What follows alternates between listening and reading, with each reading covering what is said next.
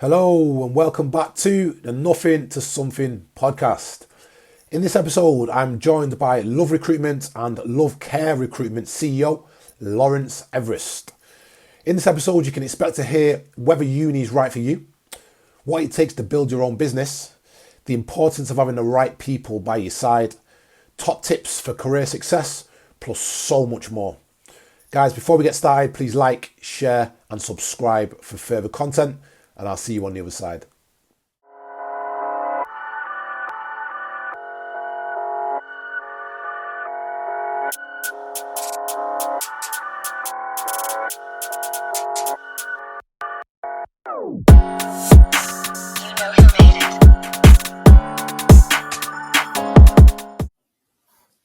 Lawrence, welcome to the podcast. Thanks very much, buddy. Really excited to be here. Thank you very much for joining us. I know we've talked about this for a good while now, haven't we? We really have. Actually have you on. Yeah, ever since I came to see you up in Manchester. Yeah, that was the start of it all. So it was a business meeting. It was. We got together to discuss recruitment for obvious reasons, but then there was so many shared interests there involving the recruitment as well, and the fact that we're both passionate about the empowerment and discovery of people, not just the recruitment side and filling the slots, but then also outside of that, the personal development, the books, the podcasts, you name 100%. it. There's a hell of a lot in there. So this should be a very intriguing conversation with a hell of a lot of takeaways. I'm just looking down because I've got a pile of notes here and a load of questions. We'll try and cap it to a reasonable time because we haven't got forever. All good, mate. All good. Massive thank you for joining us.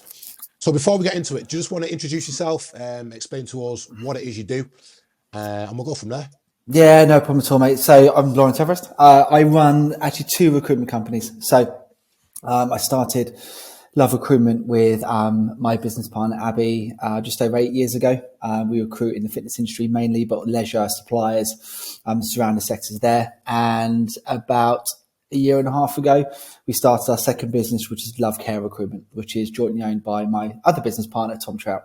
And those guys very much run those businesses. And I see my job is very much providing the platform for those guys to be successful. So recruitment is what I do. Nice one. Love it. So let's take it all the way back from there. I know you've not always been obviously within the business and within recruitment. Where did it all start? Talk us through your upbringing, childhood, education. How have we got to this stage? Yeah, I listened to obviously some of your conversations already, and I thought back to childhood, and I think the one word that comes through for me from a childhood point of view, for me, I was so lucky that it was the word is stable. I had exceptionally lucky and fortunate to have a really stable upbringing, stable family life. My parents are amazing. I'm sure they'll come up again multiple times during the course of this conversation because they're heavily influences on me. But I was incredibly lucky to have that. It wasn't only the immediate family, but cousins and aunties and uncles and the wider family there and grandparents. We grew up really close together, both in terms of relationships and location. All in the same village together. So it was very lucky in terms of my upbringing. Should I carry on? Should I talk about education stuff? Should I do that? Yeah, well, the questions are popping into my head already now, Lawrence. All right, sure, mate. I love that you said that. I really do love that you said that. Did you realise that at the time? And I'm thinking on the flip side here, because I was lucky enough, as we've discussed before, to have an amazing childhood with amazing parents, but we were in a less than affluent area, should we say, and a lot of the friends that I grew up with and are still good friends with me to this day came from broken homes, one-parent families. A lot of that sort of stuff was going on. And I know from speaking to these people and from what I've seen happen as a result of certain upbringings has had a massive effect. Did you realise back in the day, or was it just when you got later in life? No, I don't think you do. I don't think you do at all. I don't think it's as a child, as a young adult, as a teenager, you're growing up. I don't think you realise that kind of stuff. I'm sure some people do, but I certainly didn't. I think it's a naivety. You don't realise what else is going on around you. I think the older I've got, the more people I've come across, the more circles I've worked in and been around. I think you realise that you look back and realise just how lucky you were or unlucky you were in some situations. I look back and now and just see again that word, that stability. I'm so lucky to have had that because I've got people who are close to me in my life now who didn't have the fortune of that, and I count myself incredibly lucky to have had it. Nice, love it. So moving a little bit from there, you are reasonably well educated, I would assume, by the conversations we've had, by your current title and status, and But I think it's really, I think it's a really great question because not particularly. I went to a huge state school with 10 form entry. So it's a massive, massive school. And I was very, very average, very, very average. And I look, my eldest Ted is just smashing the school and getting amazing grades and really well rounded with that. I had the roundedness, I think, but I didn't get it. I didn't get school. I wasn't very good at it. I was just lost in the system, I think, a little bit. Not because I was a bad or anything. I just didn't really have a place. I didn't really get it in terms of education. I got very, very average GCSEs, incredibly average. I then did A levels and got equally average A levels. And I went to a decent university. I went to what's now called Bucks New University, but it was a university college then. But I went to the perfect university at a perfect time for me. It was small, and I was surrounded by people who were like me. I chose to do leisure management and sports studies, and everyone else chose to do the same thing. So I was surrounded by really similar people. And that I almost kind of came of age at that point. I kind of grew up at university. I suddenly started to have it crystallize in my head what I wanted to then do. And I was surrounded by people like me. And it was a great time. And I grew up a lot. I started to get what studying was and how to learn at university. Whereas I didn't really have that in school at all. with you. I didn't go to uni. Not a lot of my peer group went to university, to be completely honest. It's something that I always toy with from time to time. And you see the memes now, everybody's on social media. And you see the memes around how much it costs to go versus how much this new Gen Z are making on YouTube and that sort of thing. I know there's a massive, we're at both opposite ends of the scale there, but looking back, would you have gone to uni apart from the social aspect? Do you think it's played a pivotal part in the person you've become? I think the first thing was I was the first person in my family to go to uni. My dad's a window cleaner. My mum worked part time, and I think I was very lucky that I was the first person that had the opportunity to go. Proud moment. It was, I think, it was a very proud moment for mum and dad, and it's very proud for myself. But again, that's on reflection now. I'm 43 and old. Would I still go knowing what I know now? Absolutely. I don't know I think potentially some stuff we'll talk about as any regrets in your life going forward. There is none. I wouldn't change a thing because it helped shape me. It's from the people I was at university with, I still come across to this day. An example of that is, this is not a shameless plug, I promise, but on my podcast, I've got a guy called Dan Jones who just released this week. Dan and I are at university together. Now Dan runs his own business in the health and fitness industry now. It's just you have those links sometimes and you meet people, but that's a tiny thing. It's more about me and how I grew up in university. I grew up a lot during that time, living away from home, trying to survive on nothing. And I think one last thing I'll say about university, I'm so sorry before I say back, I was very lucky at the time I went to university as well, because it was still, because I'm old, it was still the time where there were grants and you didn't pay for. Yeah, so you slipped, yeah. I was the last year of that, so I was incredibly lucky to have had it without leaving it with huge amounts of debt. Yeah, no, it sounds good. I'm still torn to this day. Not as if I'm going to go back. I've not got a time machine by any means, but I've had different periods in my life to where I think I wish I'd have gone that route. Should I still go in more adult learning and try and go that degree route? And other times where I think, no, it's not so much needed. So and what do you think? Interesting to see the different accounts. As I say, I've toed and froed since I personally got more into the leadership development, coaching, mentoring side of what I do now over the past 4 to 5 years. I've had periods where I've certainly weighed it up and I've discussed with my fiance about going back to university or going into university to do a part-time degree. But then when everything mounts up, as we'll get to in a little bit, and we're talking about spinning these plates and juggling life, I think it would be very, very demanding at this stage. But I'm sure we'll get into that in a little bit. Sure. So just going back to what you just said there, one of your key takeaways from university or of what you've just explained is the networking that you've taken away, the people you know. That, for my money, coming from where I come from, a little bit of a struggle coming through adolescence, although everything was amazing at home. That is one of the biggest struggles for people from my background, in my opinion. Yeah.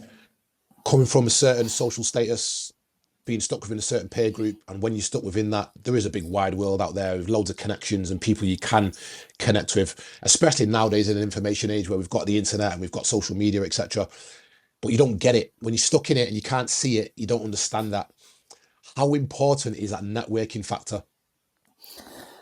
I'm not sure it's as important as people think it is. I think I gave a good example of that. And I think some people probably in some circles, it's more important than others. I believe networking is really important, and it's vital to what we've done in our business. And we've been working with the same people now for years and years and years. It's because we're friends, we built a relationship, if we've networked from that capacity. But I don't think just because you meet someone at university, that's going to impact the rest of your life necessarily. I think I've tried to live my life in a way that I build great friendships and great relationships, and they maintain throughout life. So I think network's important from that regard. I don't necessarily think it's maybe as important going. The people may think it is from university. Oh, you go to university means you have a network. I'm not sure that's quite the case. If I'm honest. Yeah, fair play. Moving away from education a little bit, talk us through your elusive job history. Oh man, seriously, it's been. I'm old. Seriously, I'll be as fast as I can. I left university, and when I was leaving university, it was one of two things: either give me sports development, and I'm still very passionate about that. And I've always wanted to help more children, more people do sport, and I kind of do it in a kind of way now through Love Care. Or is to go into health and fitness, and I couldn't get a job in sports development, so it was health and fitness. And my first job was with basically a startup called Solutions Health and Fitness. They opened up the first club in Walthamstow. I was lucky enough to have stayed with them for about 4.5 years. Moved from a duty manager, assistant manager, to be a GM of their site in Croydon. But I was so young, I really wasn't very good, and ended up leaving there and going to a Sporter, where I was a corporate sales initially, then sales manager. Went to 4 or 5 different sites within Sporter. I made so many amazing connections. And this is where the connections thing helps. So many people that we work with now, a lot of those foundations were from my Sporter days. I can list off loads of those names, but that's a whole podcast in itself probably. But I spent 4.5 years at Sporter, and to spend more than 4.5 months at a Sporter at the time was quite a success. It was a tough environment. It was challenging, and you were challenged every day. But I met some amazing people. I will, if you don't mind, highlight 2 of them really quickly. One was of course. One was a guy called Russell Ormrod, and another was a lady called Catherine Firmer, who've both had huge influences on my career. And I still see them both. I saw Catherine earlier this week. We had a coffee together. I see Russ up in Manchester a couple of times a year. These people influence me and help me see that having the right mentor, someone you can learn from and get honest feedback from, is incredibly important in the career. I learned huge amounts from both of them.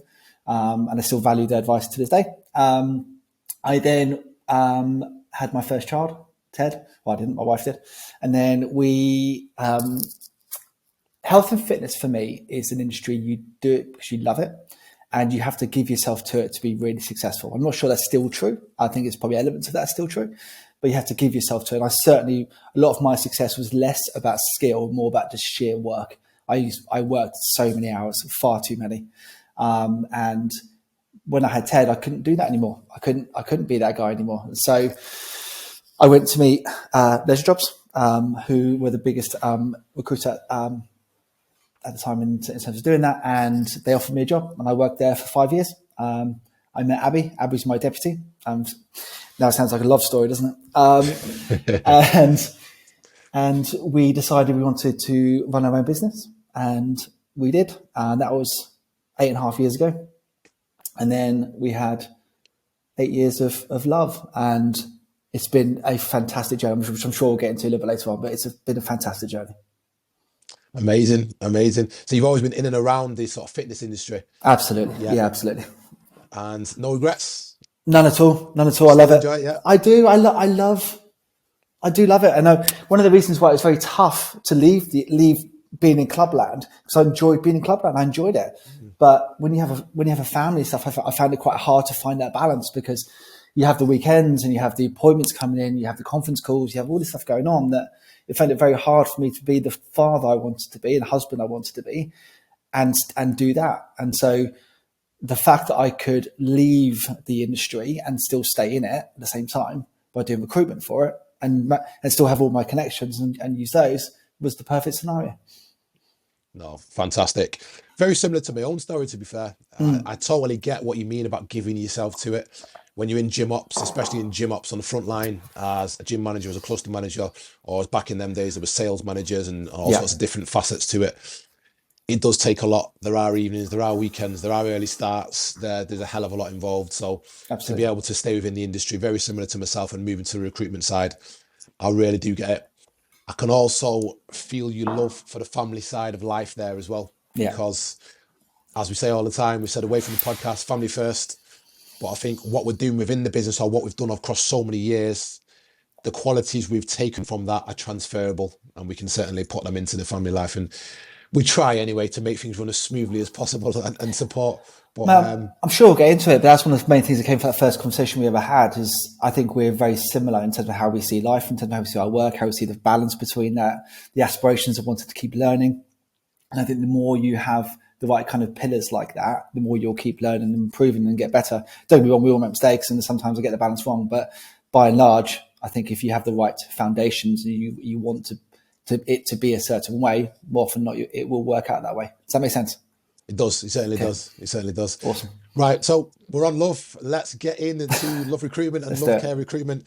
First and foremost, by the sounds of things, you didn't always see yourself going it alone. It's not always been an entrepreneurial mindset type of thing. No, not at all. You just kind of headed that route out of chance with the birth of your first child. Yeah, absolutely. I think my dad's a window cleaner, had his own business basically his entire life. I think I always wanted. I think it's an important distinction to make. I think it's a distinction I want to make at this point. I always had the aspiration, I think, to run my own business, but I certainly never planned to do that. And I certainly didn't have those entrepreneurial stories as a kid of starting my own website, selling lemonade on the street corner, whatever it might be. I wasn't that person. My eldest had about 3 businesses already. He's only in year 10. So it was like, he has that, but I never had that kind of, it never kind of manifested, but I have always aspired to have my own business one day. I'm not sure if I answered your question, but hopefully I have. Yeah. Do you know what? Before we actually get into love, I'm preempting here, aren't I? But where did it come from? Where was the turning point there? Because certainly myself, I can speak for myself, and a hell of a lot of people I know have run some sort of business. I've been a self-employed personal trainer, run a personal training business. I still run a small coaching business on the side of my full-time work as a recruitment manager. How did you get past that tipping point of doing it as a part-time thing and going all in? That's it. Everything depends on it. I've got dependents. It has to work. It's daunting, isn't it? It's daunting, let's be honest. I think there's a hell of a lot of people out there that would like to do it, as you've just said there. Yeah. One day would think I would like to run my own business, but it's a very scary and daunting thing, isn't it, to switch over and go all in? Yeah. Any tips, or what was the tipping point for you? Well, firstly, I never did it part-time first. It was it was never a side hustle. It was never on the side at all. I was working full-time. And then Abby and I decided we wanted to do something. We made that decision. We started to plan. And there was like most things, it's never one thing, I don't think, a situation like this. It was a combination of lots of stars aligning and situations happening. The first things first, to make the point of, I'm incredibly lucky to have my wife and the family around me that I do. And the confidence that Alice, my wife, showed in me to kind of keep the encouragement of, yes, you can do it, was one of the critical reasons, if not the critical reason, for me doing it. I think having Abby as well, I don't think I could ever start my business on my own. I don't think I would have maybe ever quite made that step. But to find a kindred spirit and a soulmate in Abby like I have, it's made the whole journey, firstly, possible, but secondly, so enjoyable to have him sort of by my side during the entire journey. And I think I also the third thing I say is I was bought a book at the time called Never Too Late to Be Great. And that made a difference as well. When you start, I think there's always this perception, if you're an entrepreneur, you start your own business, everyone's Mark Zuckerberg, everyone starts a business from their dorm room at age 20. It doesn't work like that. You've so many stories, so many businesses started by people when they've got 2 children at home, or when they're 17 and they discover the secret blend of 70 spices, or whatever it is that Khanal Sanders did. You've all these different examples and times of people starting businesses all through their life, and it doesn't have to be a certain template. And it got to a point where I had the belief from my wife, I had a situation, I got a little bit more confidence in my own ability, and I knew I didn't want to regret it. I know I didn't want to get to your deathbed, retirement age, and go, why didn't I? That would be something I could regret.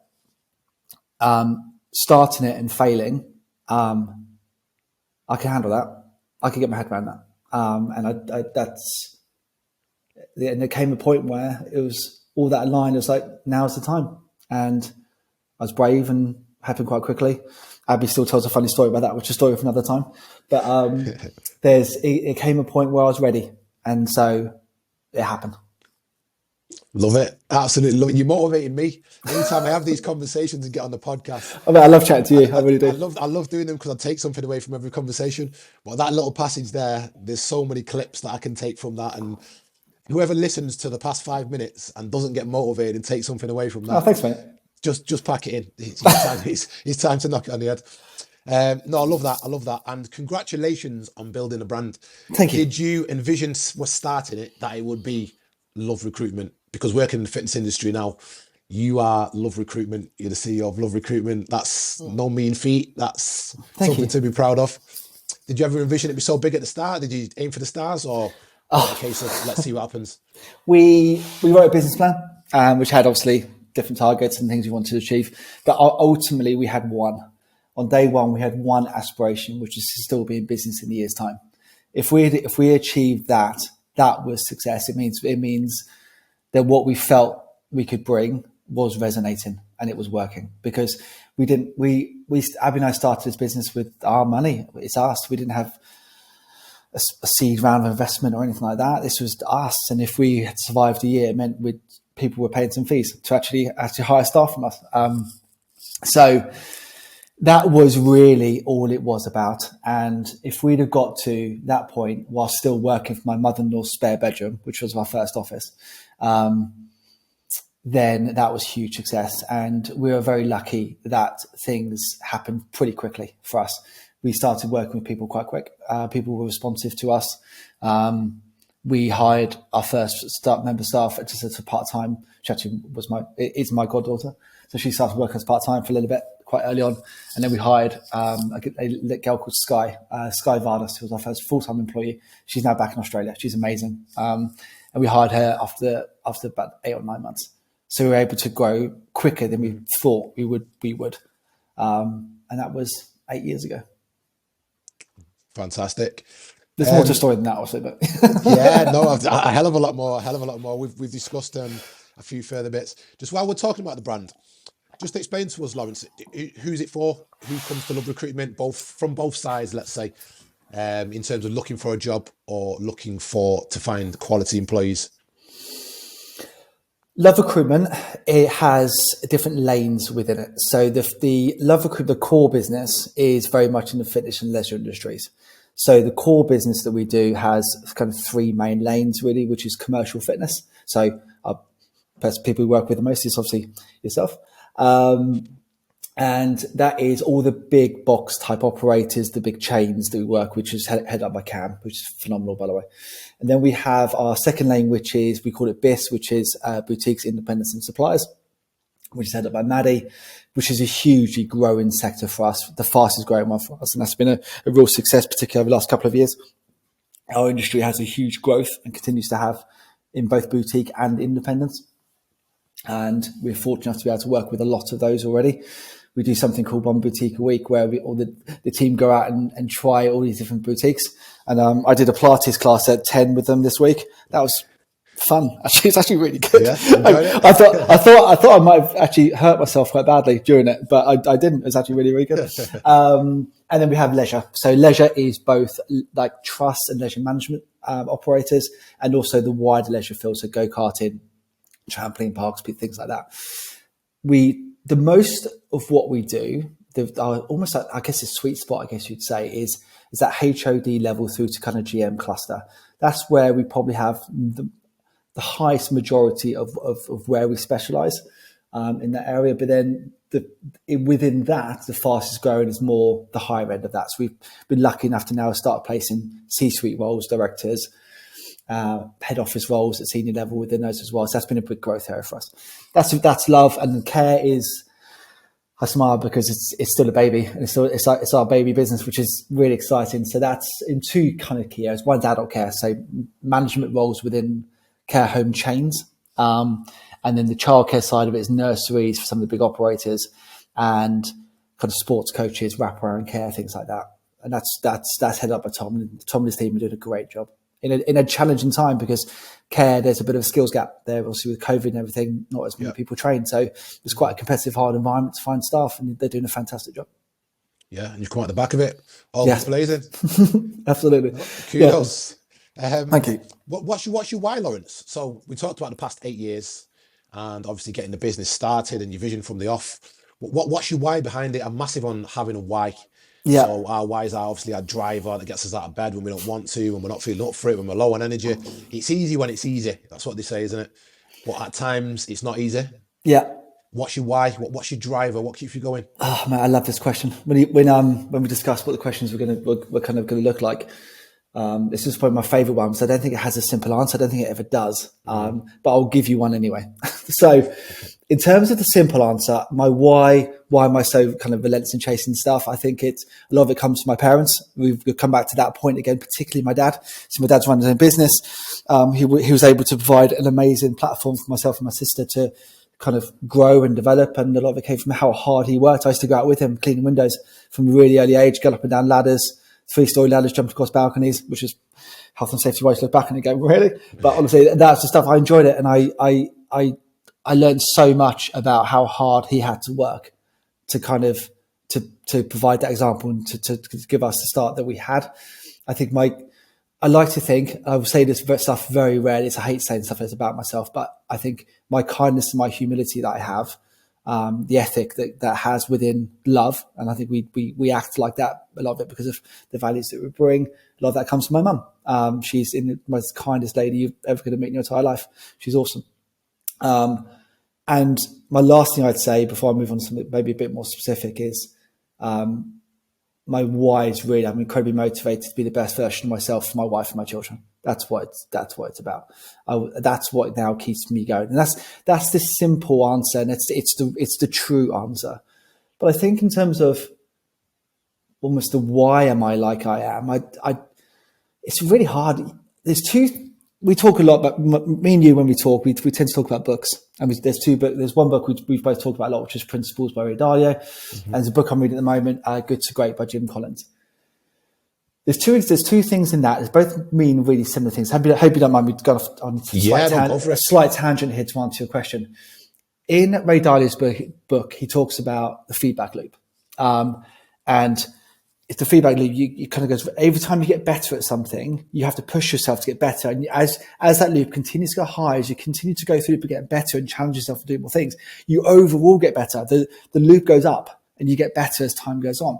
And I think, and in Good to Great, they talk about the flywheel. So we first start pushing this massive wheel. It's really hard when you first start pushing it.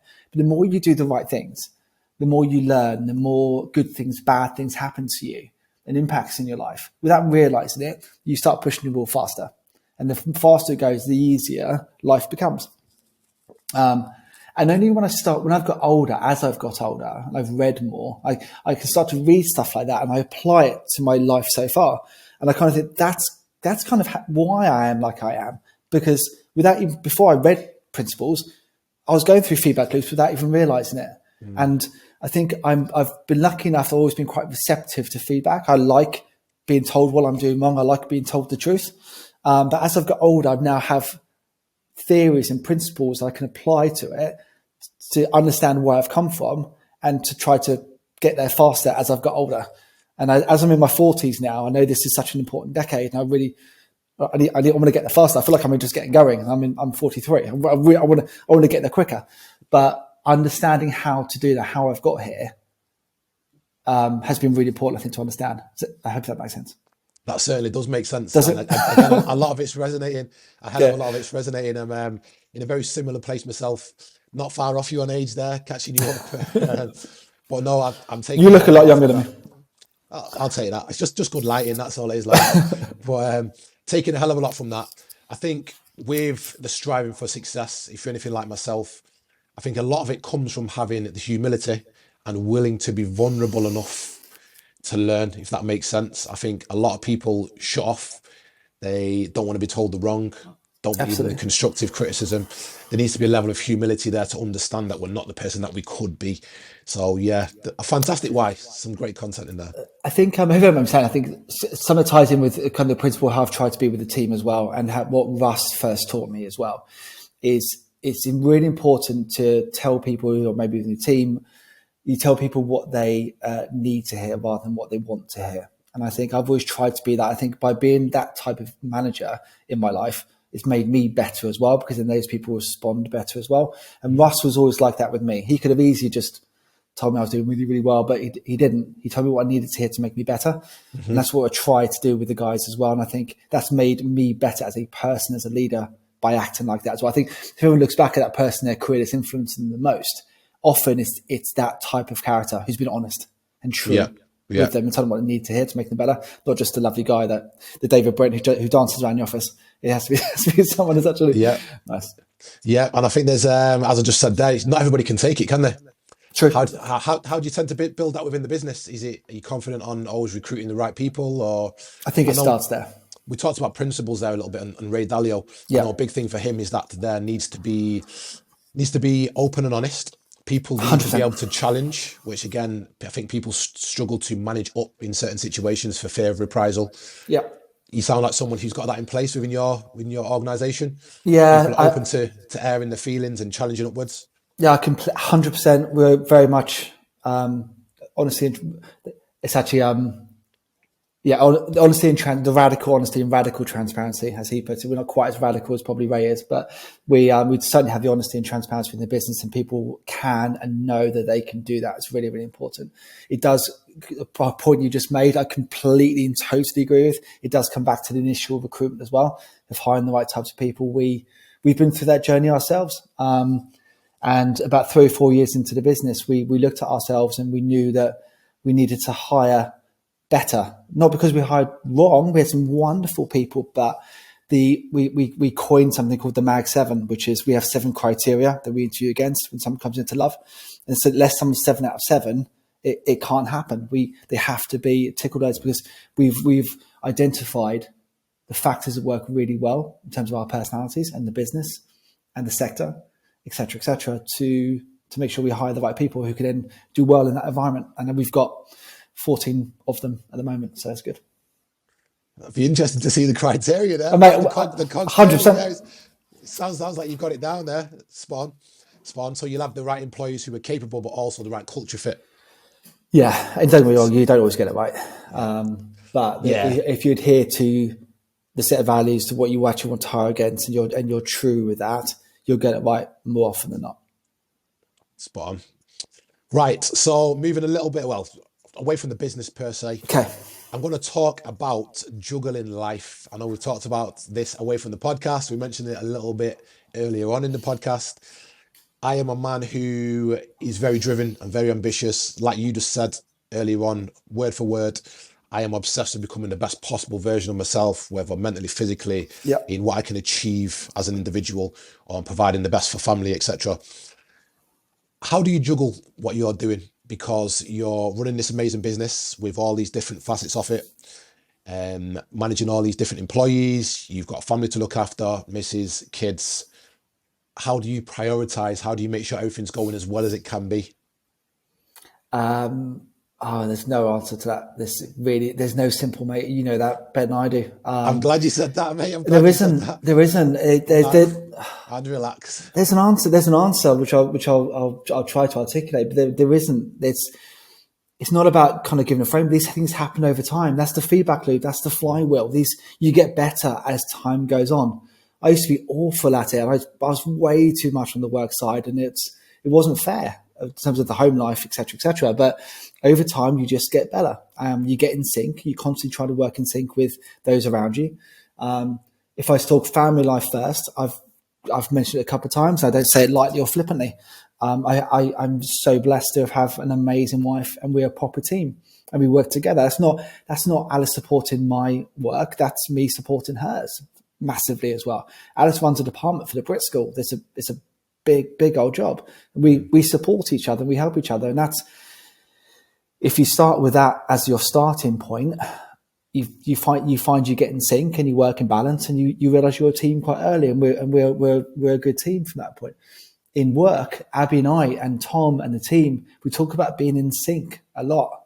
And if you're in sync with each other, and obviously it comes up in Ray Dalio's book all the time, which is, we talked about how we need to be aligned all the time, but we now use the word in sync because it came from Ray Dalio's book, which I've made everybody read. But being in sync with Abby is one of the most important relationships I have in the business, and with Tom as well. Because if we're like that, it means our business will work the best possible version of itself it can be. So we're on the same page. We're not fighting agendas. We're not trying to do different things. We know what our jobs are within the business. We know what our lanes are, which means the whole machine of the business works better. I hope that makes sense. Certainly does. I think there's a theme here throughout the podcast, amongst other things.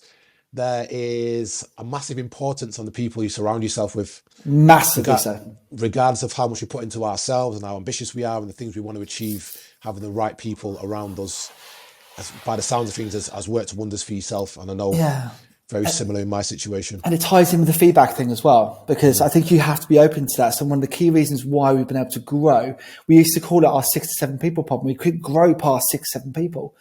Was one of the key reasons for that is actually I was in everybody's way. I had to get off the pitch and create the space for everybody else to start to develop and do their thing. But that came from me going to the UK Active Future Leader Conference in Barcelona, and 2 people, and of course Steve Ward, who used to be the CEO for UK Active, and Jack Shakespeare, who we've had on the podcast as well. Both of those 2 people during that 4 days both told me it's time to get off the pitch. It's time to get out of those people's ways. And at the time I was like, well, I can't do that. The business needs me for this, and this.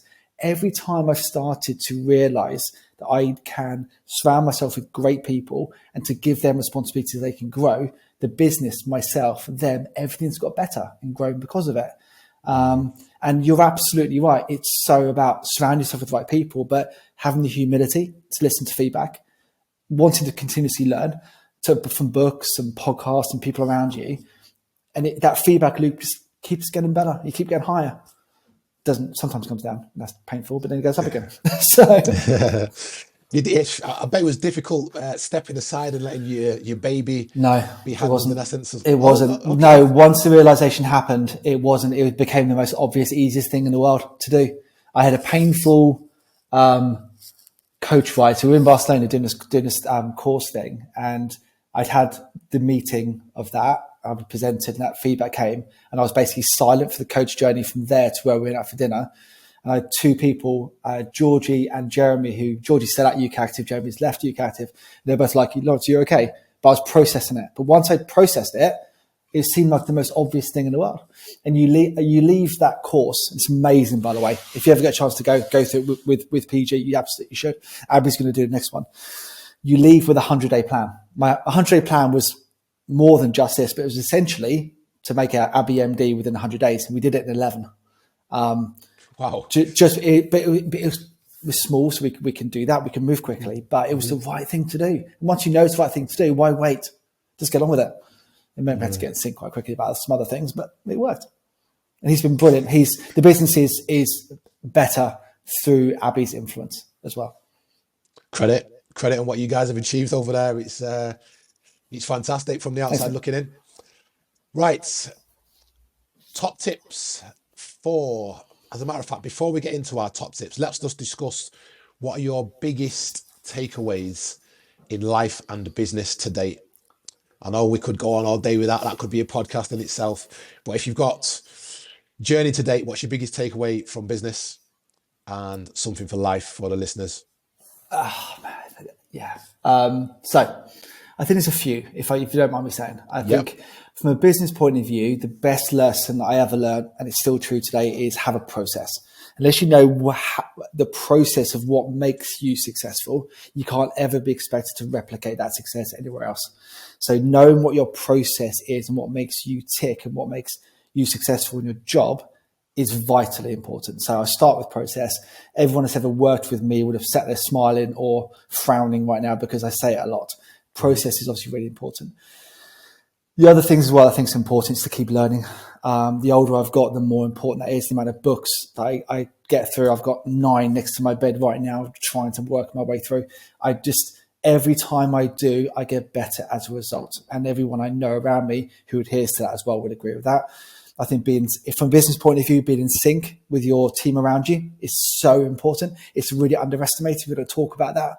But critical reason for our success, if you say that we never feel we're quite where we need to be, but from what's happened works well, it's because as a team we are in sync.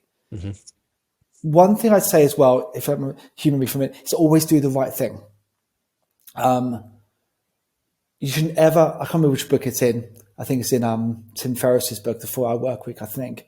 But it talks about always doing the right thing. So you don't ever want to walk into a room. You go to a conference, wherever, you don't ever want to walk into a room and worry about who you might see in there because you haven't acted in the right way. So always do the right thing. And that's meant that relationships we have lasted so long in business. And it's really important. Sometimes it means you miss out on things, but that's okay as long as you're doing the right thing. And the importance of mentors and through your life is, as I've got older, it's become even more prevalent. The early ones, the Russ and Catherines, latterly, I've got mentors now. Eve is one of them. Eve Signanda from Pure Gym. She's a huge influence on me. Yeah, amazing. Yeah, she's phenomenal. One of the world's best people. I've also got 2 mentors outside of the fitness industry. There's a guy called Matt King who mentors me. He's brilliant. Colin is another person who runs his own recruitment company. And obviously the 2 people I work with every day, Abby and Tom, they influence me massively and then help mentor me. So I think that's important.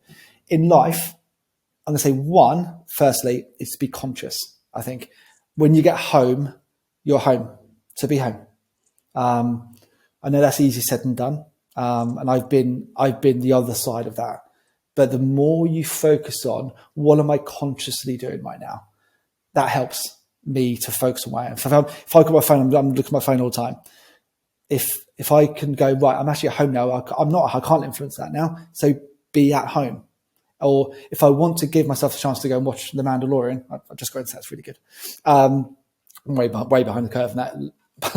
But if I want to, that's okay. But consciously do that. Have that time to do that, but be conscious. Other than that, I think all the lessons I've just said for business actually apply to personal life as well. Keep learning, always do the right thing, be in sync with those close around you.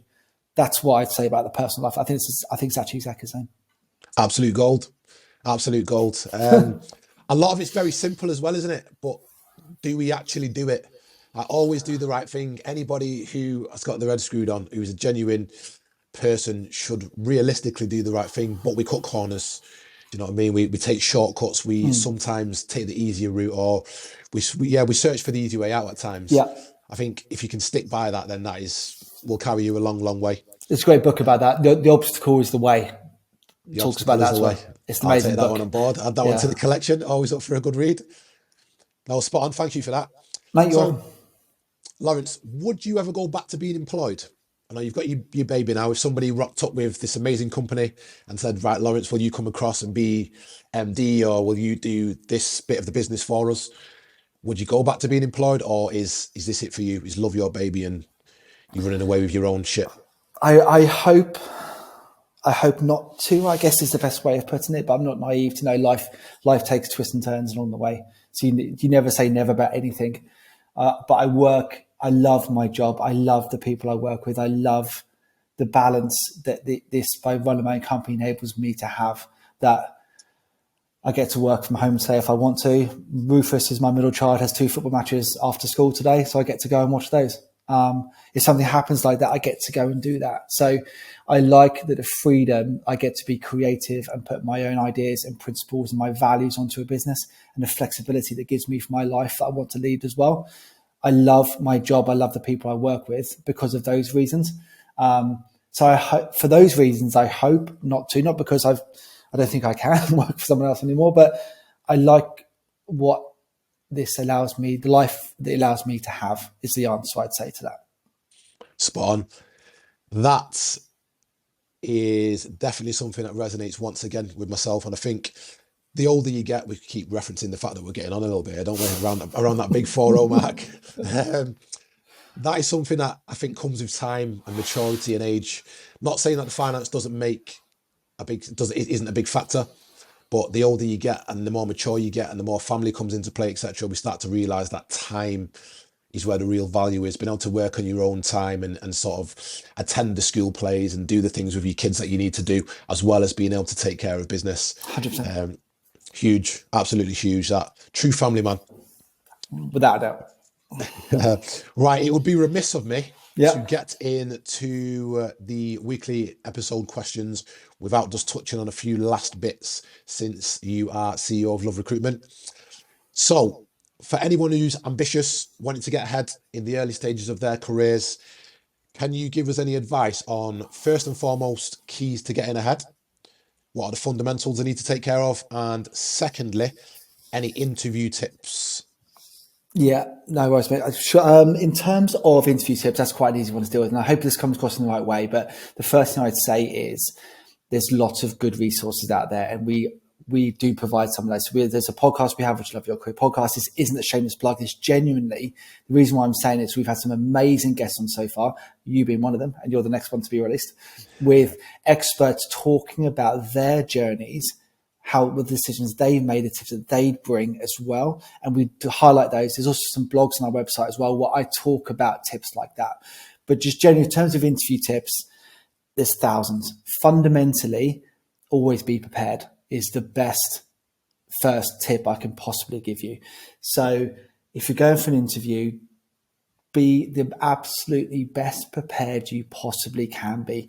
Look into the business, look into the person, think about the questions you might get asked and get ready for it. The example I give here, if you hear me for a minute, the best example I give in terms of interviews is, I've mentioned her earlier, Catherine Firmer. I've told this story hundreds, if not thousands of times. I used to be really, really bad at interviewing. And I was lucky enough in my career, I got moved on and progressed, and I never had to actually interview for a while. But the job came up at Chiswick Riverside, and I had to go and interview for that. And my first interview, I was awful, apparently, awful. And I know it from the time because I just wasn't very good. And the feedback came back to Catherine, who was someone I was really close with, was my GM at the time. Came back and she did a mock interview with me. And she sat there and I was just talking around the houses. I was given 9 answers with 1 counted. And she was like, what are you talking about? And she gave me the best advice I've ever received about interviews ever, which I'll tell you now. She said, go home, get a blank sheet of paper in front of you and write down every single question you think you might get asked in an interview. And just don't answer them. Just write them 30 minutes, just writing questions. If you struggle to think of a question you might get asked, look at your CV or look at the job description of the role you're going for and create questions based on that. So, for example, tell me about a time you hit the best ever sales target you hit. And don't give 9 answers, give 1. Answer the question, and it's not about having formulaic answers to questions, but you start to understand how to answer questions. You start to understand, okay, let me tell you about a time when, it was January last year, we were halfway through the month, we were behind target, we came together as a team, we did this, this, this, and this, and then we came to you by the end of it. And that's your answer. If there's more information needed, guess what? The interviewer will go, can you tell me a bit more about it? How did you know those sort of things? We knew those sort of things because our lead to sale ratio said this.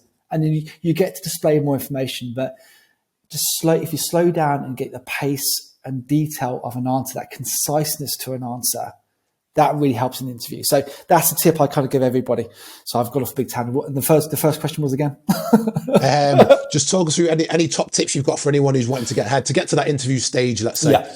It's a competitive market out there, isn't it, at the best of times? So do you mean internally or if you're going for a job externally? Going for both. Okay. Generalized. Internally, be the best version of yourself you can be every day. Don't assume something's just going to land in your lap. Ask for feedback. Be the best version of yourself every day. Try to, it's not happening in all cases, but in some cases, try to almost do the job above. What else can you do to help your manager, your supervisor, your trainer, your leader, help them to do their job better? What can you do? What can you expose to from their job as well to give you that exposure to the next level? But crucially, to come back to the first point, ask for feedback. What's holding you back? What can you do to help with your career development going forward? That's the first tip I give if it's internally. If it's externally, is of the common advice, which is not necessarily wrong, is reach out to people who are doing those types of jobs. I think you mentioned it in your 5 tips podcast you did recently. You can reach out to people to find out what makes them tick, what makes them good at what they do. That's good advice as well. But other than that, the two things I'd say.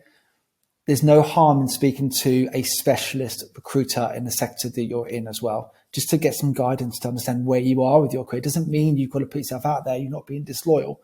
You'll find out where your potential expertise could fit in different businesses. You give yourself options. So I think that's quite an important one. And then alternatively as well, going for opportunities, going for stuff. You get the feedback that you need sometimes to understand what's lacking. And good businesses these days, if they're good at a lot of businesses get better at this, are giving robust, good feedback when you go for interviews. If you're a no, get good feedback as to why and understand that. All these things tie back into that first point we made wherever time 40 minutes ago about feedback, about being open to it and listen to it. If you're that type of person, if you follow one of those strings of advice, you'll get the feedback you need to be successful. And then it might not happen the first time, it might not happen the second time, but it will. You'll get that career progression. You will kick on. Hope that's good advice. Perfect. Spot on. Absolutely spot on. Some gold in there for anyone listening. Absolutely. Right. We'll move on to questions that I ask on every episode because success leaves clues, or so they say. Yeah. So first and foremost, talk us through your morning routine. Okay. Coffee. It starts with coffee. It normally involves a coffee first thing, maybe a second one quite quickly afterwards, making breakfast and lunches for the kids. Sometimes there's school runs, sometimes there's some exercise. More often than not, it's getting on the train and going to the office. But if you don't mind, the one thing I would say is it sounds like a flippant morning routine, but one thing I think is really important. I guess you asked that because success leaves clues. The biggest step forward I ever had in terms of organization was planning in advance, planning my week in advance. So on a Sunday, I plan my personal life in my diary, my fitness, what I want to do fitness-wise during the course of the week, and I plan my machines. So everything that I'm responsible for in my business, I try to look at as a machine. So what can I do? What do my machines need me to do this week? And I'll plan my week in advance, almost to the hour of what I'm going to be doing. Sometimes it's thrown up by Monday lunchtime, but if I plan that in advance, I'm then not thinking, okay, what do I have to do today? What do I have to do today? Where am I going to lose time? So I know what's ahead of me. If I do that, it enables me to then be really sharp and make sure I look after everything I need to look after during the course of a week. Nice. Very, very nice. For anybody listening, that's a pivotal takeaway there. I have been that guy and I've also not been that guy. I have come out of a routine probably a little bit more than most over the past 12 months since the birth of my second daughter, and all the stuff that goes with that. Yeah, a lot more juggling and spinning plates. When I don't do that Sunday preparation for my week ahead, although I know I should, I might have a bit of downtime on the Sunday or don't want to look at anything work related, the week suffers. I end up having to do it in the midst of Monday madness. I end up walking into a certain scenario and thinking, oh, what am I doing here? That pre-planning is absolutely pivotal. So yeah, love that. Next one is Lawrence. Tell us what percentage of the time you are on it. So I asked this question in reference to Eat That Frog by Brian Tracy, I think it is. It's also referred to a lot by Dan Pena, the multi-billionaire.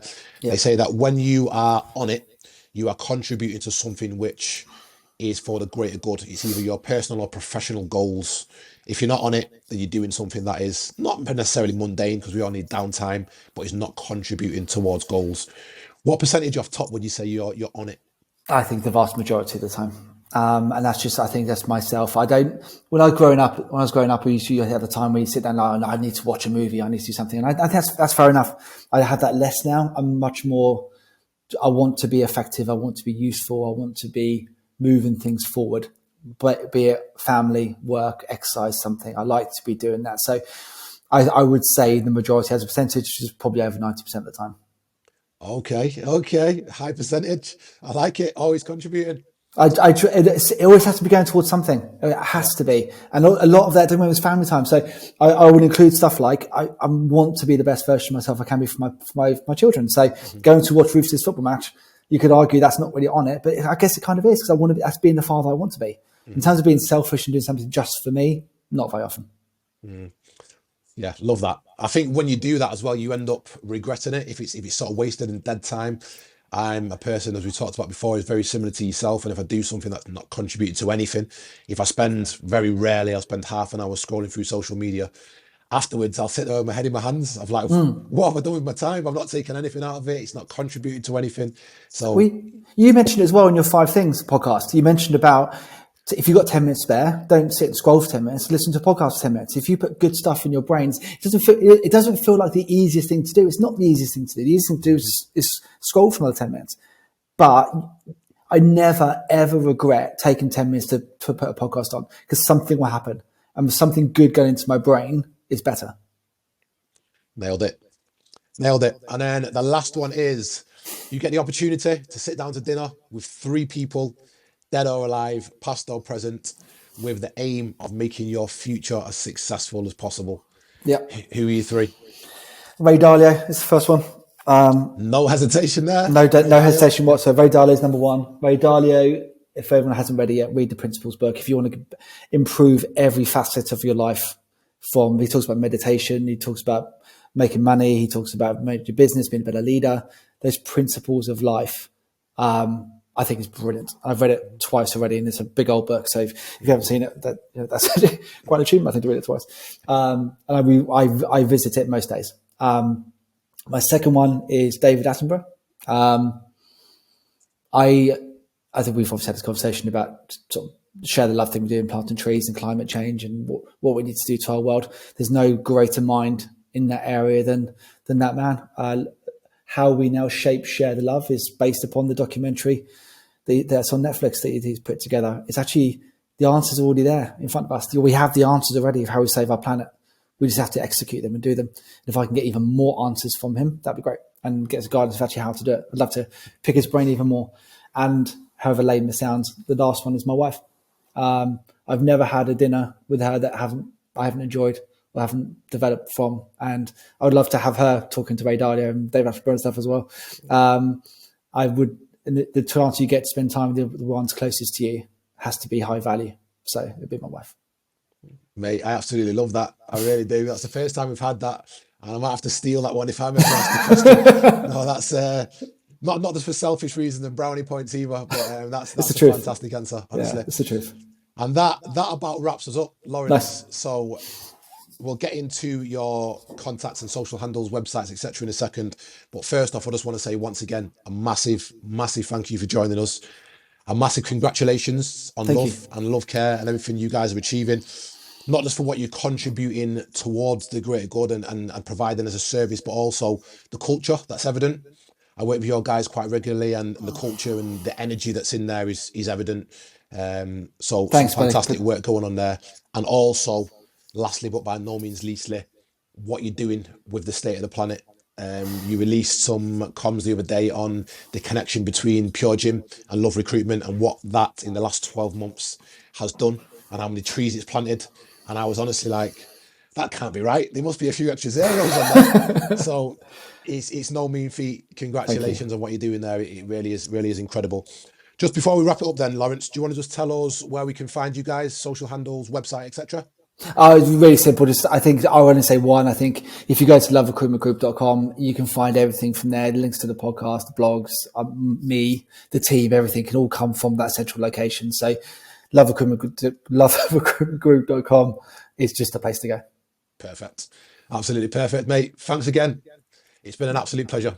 I loved it, mate. Honestly, really enjoyed it. Cheers, Lawrence.